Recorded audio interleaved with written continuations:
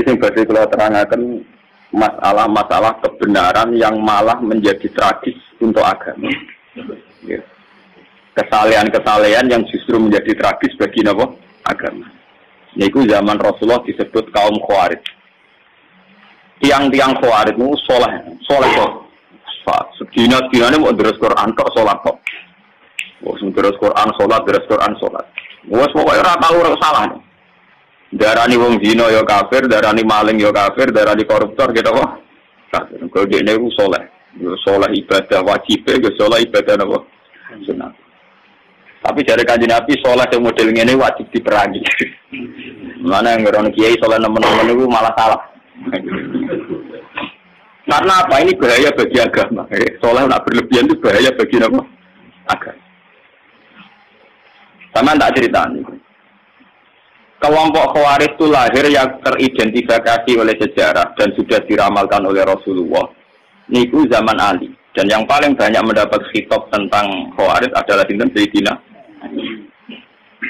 Ketika Ali perang dengan Muawiyah dan karena perang maka saling bunuh, saling tikam, saling menghujat. Orang-orang soleh itu risih.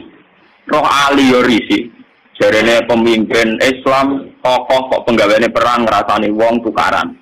Roh Muawiyah ya risih. Dari wong soleh pemimpin kok pegane perang rasani. Artinya dia terus merasa paling soleh dibanding Ali, dibanding Muawiyah. Darane Ali ya gendo, darane Muawiyah ya napa? Gendo. Darane Ali ya kafir, darane Muawiyah kafir. Akhirnya kelompok ini meyakini bunuh Ali ya ibadah, bunuh Muawiyah ya napa? Ibadah. Akhirnya kelompok ini orang-orang soleh yang keluar dari tatanan Ali juga keluar dari tatanan Muawiyah. Walhasil akhirnya bikin gerakan untuk anti Ali, untuk Umayyah. Bahkan ketika Sayyidina Ali kirim pasukan ke mereka, sedang deres Quran. Sauri itu deres Quran, poso, tahajud, enggak pernah salah. Tapi kaji Nabi, makanya Nabi sampai salah paham. Dipeseni Ali, dipeseni, nak ono kelompok ngono kon merangi. Sause iqamatil hujjah, sause mendapat penjelasan. Iya, ampun nganti salah paham. Ya. Sampai salah paham rokok tenan. Benar nih malah. Ini masalah paling sensitif dalam sejarah Islam. Mergo ngadepi podo-podo wong Islam, bahkan wong Islam soleh. Jadi kita ngadepi wong napa? Soleh.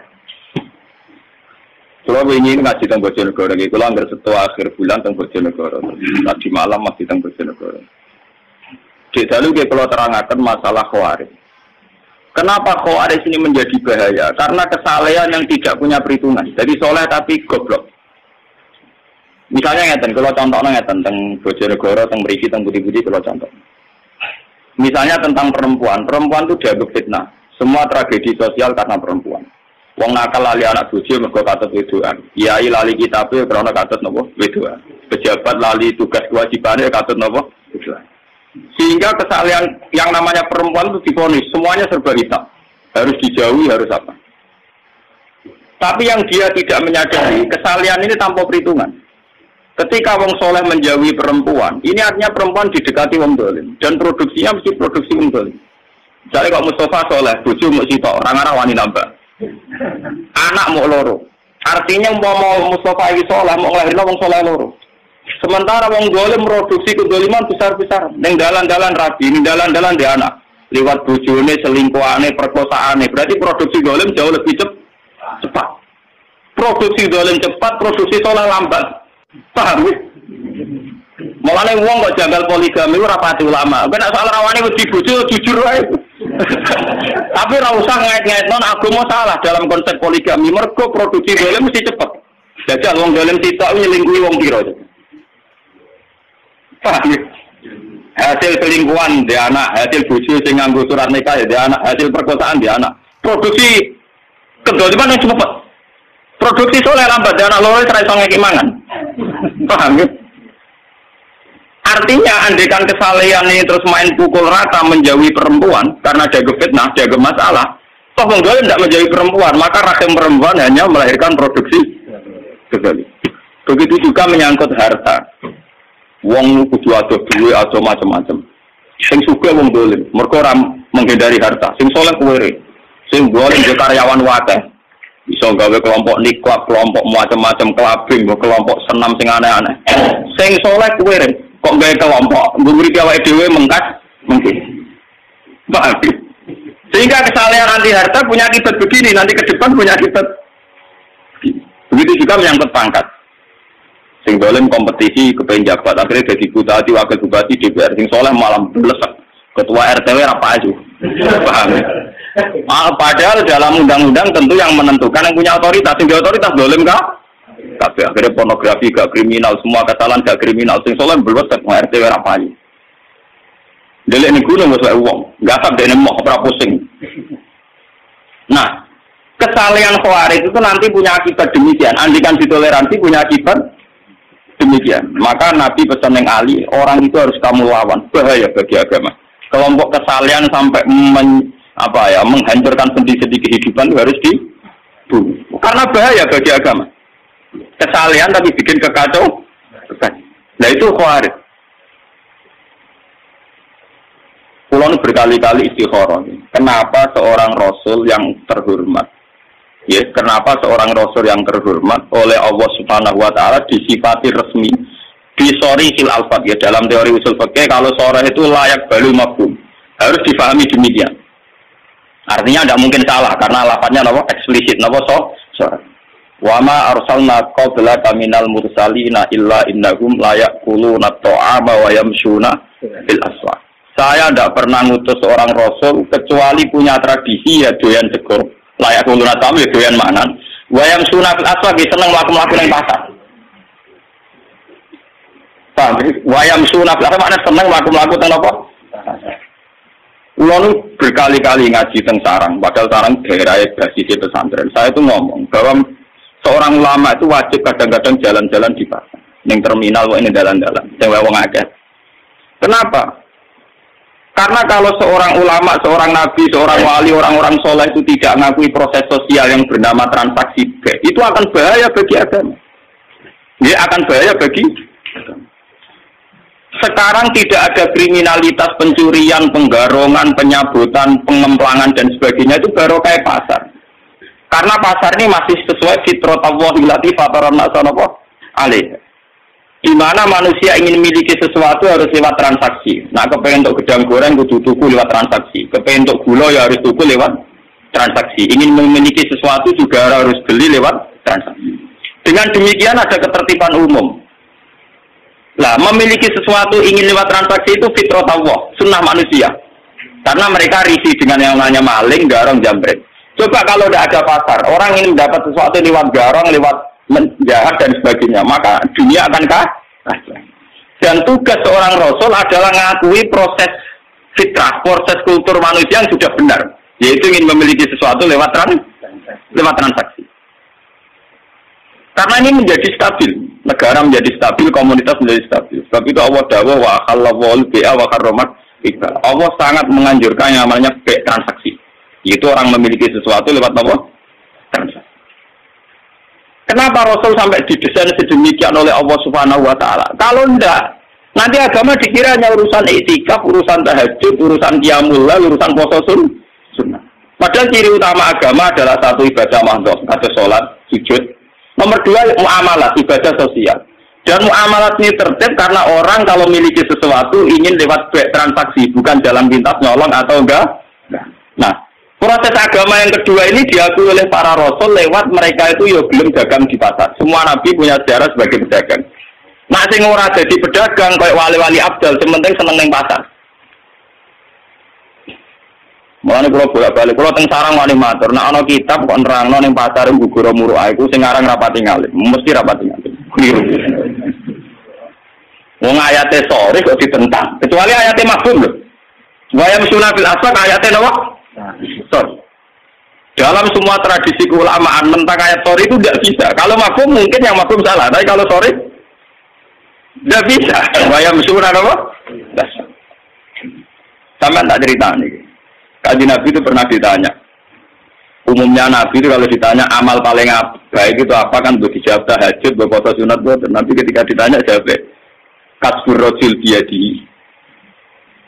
Ikhtiar terbaik itu apa ya Rasulullah? Ayul kasbi atyab qol amalur rajuli biyadihi wa kullu bi'in mabrur. Amal terbaik itu kowe kerja nganggo awakmu dhewe. Nomor loro semua transaksi sing benar. B sing napa? Wong ngerteni B mboten jual beli tapi napa transaksi. Sampai nak ngalim tahkim ngerti kados teng kitab Mu'in Wahab. Angger muni kitabul ba itu maknanya kitab transaksi. Sebab itu di bawahnya nanti ada kitab, ada sirkah, ada salam, ada apa. Karena B itu artinya apa? Transaksi. Jadi B bukan jual beli faktor, tapi artinya transaksi. Makanya kalau di kitab-kitab fikih, kitabul muamalat dimulai kitabul B. Nanti di bawahnya ada kordu, ada sirkah, ada kirot, ada macam-macam. Nah ini B itu makna dasarnya apa? Transaksi. Nah, dengan ada transaksi itu ada ketertiban umum karena di situ pola sosial sehat, yaitu orang mendapat sesuatu lewat garong, lewat bentur, lewat nyopet. Nah agama tinggal ngakui ini bahwa itu juga agama. Nah ini intinya ya, keliru Khawarij. Mestinya setelah ada orang ingin beli sesuatu lewat transaksi, yaitu agama. Ada orang jual beli secara siat, yaitu agama. Namun agama itu loro, agama sing ibadah madha kaya salat sunat, agama sing kaya muamalat yang benar kaya transaksi yaitu agama. Lah Rasul disuruh ngakui sing kaya salat ya saleh, poso ya saleh, transaksi secara legal ngene apa? Dan itu juga agama. Termasuk agama adalah jual beli secara benar. Golek nafkah anak istri juga termasuk agama. Imatatul adza anitorik juga termasuk agama. Semua kebaikan agama. Kata Nabi wa kullu ma'rufin juga agama. Semua kebaikan namanya apa? Nah, orang Khawarij mereduksi agama hanya dengan kesalahan subjektivitas. Misalnya dia ini itikaf di masjid, ono wong moro pasar, wong kok kedonyan, akhiratnya kapan? Paham? Ono wong ngaji istiqosan, kok ono wong transaksi ning gone alun-alun. Mulai ibadah kapan? Men mergawe rina wong gedung. Sehingga nanti agama ini tercerabut dari hukum sosial. Jadi itu bahaya bagi agama, bahaya apa? Bagi agama. Nah, wong Khawarij ini dari Nabi kan merangi karena bahaya, yaitu mereduksi agama hanya untuk urusan ibadah mati. Saya punya catatan hadis sahih yang diriwayatkan Imam Ghazali. Suatu ketika Nabi itu jagungan teng teras masjid kalian sahabat-sahabat sing badhe itikaf. Niku teng Ghazali teng Ihya bab Fadilatul Kasbi, bab fadilah kerja. Terus wonten canom gagang nggawa cangkul. Wah, ini kebun kurma pun apa? Kita serang-arang mau kebun padi orang pari ini. Terus dari sahabat-sahabat yang niku, cara ini kok Rukin Mustafa, sahabat yang seneng ngaji, seneng sholat-sholat. Halla yakunu jaladuhu fillah. Wah, jaiku akan lebih baik nak gagai digo iktikaf. Kesalehannya dipakai iktikaf. Pak Amin ngurusi dunia. Terus dari Nabi, halla takulu kadzalik. Kamu jangan komentar demikian. Dia mungkin kerja untuk nyarikan nafkah untuk ibunya dan itu baik, atau menyarikan nafkah untuk anak istrinya juga itu baik. Nah ini hebatnya Rasulullah. Sebab itu agama sebetulnya dalam konteks Indonesia itu tidak pernah kalah. Makanya aku darani kiai paling sukses ya aku. Mergo ora tau kalah. Nak kiai sing senengane ngaji sekali sing ngaji sithik ngrasa kalah wong ora seneng ngaji men kedunyan wae. Lan aku kan mboten. Misalnya si seneng ngaji ya apik wong ngaji. Ning pasar ya apik wong nglakoni golek nafkah anak bojo. Sing mulai saiki macul iki ta ya apik wong kerja. Jadi aku nganggep sukses umatku baik-baik saja. Lah salahe kiai darani sing apik sing melok kelompok ini psikota sehingga darani ono kiai mulang ono sing ngaji malah do kedunyan ning sawah. Ya akhirnya dia merasa kalah, mergo sing ning sawah luwih akeh dibanding sing ngaji. Dia cara berpikir salah, maka dia merasa kalah terus. Perempal terus ngono keliru cara Kanjeng Nabi. Dia ini sing dibela-bela Kanjeng Nabi. Sing dibela Kanjeng Nabi nyalahno. Ora loro. Lah nek kaya kula kan santai. Sing ngaji ben ngaji kalau biasa ada toko-toko bertawa ke dia. Ya apik, boleh tak apa ya apik. Karena kemenangan agama sebetulnya dihalal demikian dan itu memang agama. Sama cek di Quran, di hadis, semua perilaku sosial yang benar itu ya bagian dari agama. Karena agama adalah amar ma'ruf nahi mungkar, semua ma'ruf itu makmur diperintahkan. Diperintahkan adalah bagian dari agama. Nah, dari Kanjeng Nabi akhirnya cara sahabat terpelajar sudah tahu. Nah, ono sing iktikaf ya sedang dalam bingkai agama. Sing saiki nggo pacul ning kebon ya sudah sedang dalam bingkai agama. Dan gue kiai model ngono kan aman. Ngono Kanjeng Nabi yang ngerasa sukses. Sing bareng beliau di masjid yo derek Nabi. Sing ning pasar ning dalan-dalan ning gone sawah yo derek Nabi. Iku ajarane malah Nabi ini menangan tuh. Sening sawah yang ngakoni ajaran Nabi golek nafkah, sening pasar yang ngakoni ajaran Nabi golek nafkah, sening terminal jadi kernet jadi supir yang ngakoni ajaran Nabi. Lho sing ora ajaran Nabi kan jiwite wong iku ora ajaran. Sampe gawene terus ajarane Nabi lho campur ada. Lho nek bedane rodo iku ajarane Nabi, Nabi kan Nabi wong apik roh ya kerjane to, nakale kowe ora roh ya ora. Paham ya niki sing lho umpama kebenaran nuruti khawarid itu kebenaran mau anane ning nggon ngaji, nggon istighosah, nggon met. Sebab itu Quran itu hampir berapa persen, 50% lebih cerita muamalah karena muamalah adalah bagian dari Mulai dari Nabi wa kullu bai'in mabrur dan semua transaksi itu termasuk afdalul kasbi, termasuk ibadah terbaik. Paham? Niki penting kula aturaken. Mergo sakniki itu kathah nganggo ukuran kesalian sing ideal. Nggih, nganggo ukuran kesalian sing ideal. Akhirnya banyak masalah. Wong saleh kok diukur ideal. Wong kira-kira waras wonten sunten. Lan kula ora ngarah dadi wong saleh teman-teman, mun sumpah lho Mbak Pangeran. Nek saleh sing teman-teman ae, tapi sing mesti swarga langsung, maksudnya sing lha kula nak mulane sareng sering guyon ngeten. Poso Senin Kamis sunah Nabi. Tapi surah Nabi raposo Senin Kamis tok. Nabi juga sering nunjukno raposo Senin Kamis nunjukno ora wajib. Nek ngono poso Senin Kamis sunah Nabi, kadang-kadang ninggal sunat iku ya sunah Nabi. Lah aku milih sing ninggal iku. Paham ya? Loh, karena kalau ulama nglakoni terus nanti dikira sunat, itu dikira wajib. Itu bahaya bagi agama, paham ya? Ulama itu duit kemudian ngoten, dia duit kalau untuk niru Nabi komplit, ya niru nglakoni ini, ya niru ninggal. Loh, kata siapa ninggal tidak bagian sunnah Nabi? Karena kalau kesunatan dilakukan terus akan jadi khawarij. Nanti dikira wajib. Dan itu bahaya bagi agama, sesuatu yang sunat dikira wajib. Umpama kaji Nabi duha terus, kaji Nabi tahajud terus, qobliyah ba'diyah terus. Bahaya entek waktu ning wong Islam. Nglakoni sunah. Nah, Nabi bukhane misale 8 rakaat. Tahajud sing terkenal mbek witir 11 rakaat. Ayo sampean. Qobliyah dhuwur riwayat sing sahih 4 rakaat. Ba'diyah 4 rakaat. Asar qobliyah 4 rakaat. Barasa salat kriminal cara fikih. Nak qobliyah maghrib ora pati muakat ya, mana ngelakoni itu kok bodoh aja nih jadi sunat. Tapi kalau tersangka, jadi nak gue sholat qobliyah maghrib kesana rarongan, jadi padahal ya sunat cuma orang muat, kada. Terus antaranya maghrib ke isya Nabi sholat ngenteni isya disebut sholat wajib. Tapi itu semua dilakukan Nabi hanya sering melakukan juga sering meninggalkan. Umpama Nabi ngelakoni itu pasti dikira wajib.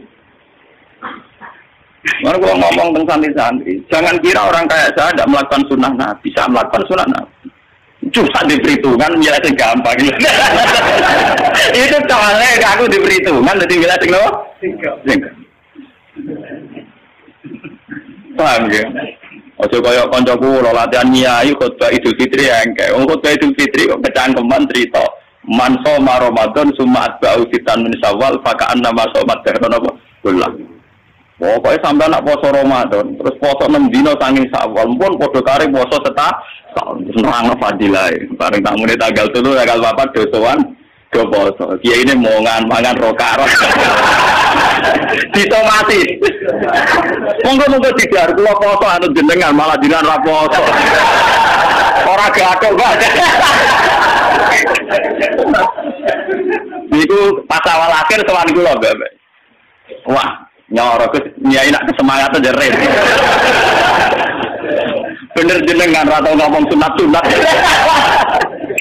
Jadi nak nglakoni ra ketara. Kowe nyai ajaran engkek. Boleh setengah. Sudah Idul Fitri khutbah berpuasa Ramadan wis apik. Pura-pura gelem po. Masa muga-muga dosane di sepuro. Apa jane ora sama. Malah disomati akhirnya dong. Wah raga ada wah sampai ngajar malah gak ngelakoni. Wah rumah deh. Paham ya? Jadi kesalahan yang over itu akan bahaya bagi agama. Ya akan bahaya bagi nopo. Karena agama nanti kayak apa ya? Kayak melukai hukum sosial. Misalnya sampai nomor 3 Quran. Terus berat Quran gak maghrib misalnya. Wah anak menangis gak berurusi. Bojo njuk tule ora berurusi. Alasan, uang lagi terus Quran nomor 3, si anak loro, si anak nangis ra urusanku. Berarti kowe demi Quran tapi melukai hukum sosial. Sementara Quran yang kamu baca itu artinya wa ahsinu innallaha yuhibbul muhsinin. Lakukan kebaikan. Allah mencintai sesuatu yang mulane Sayyidina Ali ngomong ketika mau keluar dari Quran. Kon bila sing bener ra gelem tetep maca Quran. Quran iku ora iso ngongkon, semisen ra ulama. Kekakuan. Padahal babiya iki ya baca. Niku tegene riwayat padahal babiya iki ya kada alal mushaf. Mushaf itu buku ini Sayyidina Ali. Ya Quran itu kok waca, iku ngongkon kowe nulung wae. Lho iya kan lucu toh, misalnya sampean dari anak-anak nangis. Perkara ojo susu go opo. Terus kowe mau nulung karena nomor 3 no Quran, nomor 2 no anak. Lah wong saleh model khawarit ngoten niku, cara berpikir ngoten niku. Toh saat kowe nulung anak iya terus Quran, mergo kowe nulung anak ya perintahe Quran. Ngapi ibu ya atas nama perintahe. Toh kamu tidak perlu lepas dari Quran kan saat nulung anak memperintah Allah wa ahsinu innallaha yuhibbul. Misalnya kalau dari Quran ana tamu misalnya Mustafa barukan tuh assalamualaikum Gus Lon. Lu aku mesti kiri kok rugen yo ngakoni Quran dari Quran kok tak pikir itu kan paham. Ora kok kula tetep dari Quran gua tak rugen makhluk nomor piro. Lah kesalahannya kemarin ngene iku paham lho. Paham ya? Bahaya kesalahan model ngono napa? Mulane Abdul Qasim Al-Junaidi termasuk tokoh tarekat paling diikuti jeneng Abdul Qasim Al-Junaidi. Dia punya tradisi poso terus. Wah, tak urip-uripe poso, terkenale. Jebule santrine sering roh dekne ku mangan. Ayo udah kita koi. Kurang jadi kan poso terus, tapi jebule nek tamu ge mangan. Lah aku mangan baturi tamu gajare ora salah ambek nerus napa? Poso. Tadi tanut ulama sing ngono niku. Tapi perasaane dekne tetep poso karena batalnya poso ora krana nuruti nafsu, krana hormatan. Pertamune mulai dia tetep biasa gitu terus napa kan. Ora kadung batal rokokan terus. Wis kadung gak poso, menisan rokokan terus ora ngono maksud. Ya sekadar pas paham kan? Lho kok oh kok.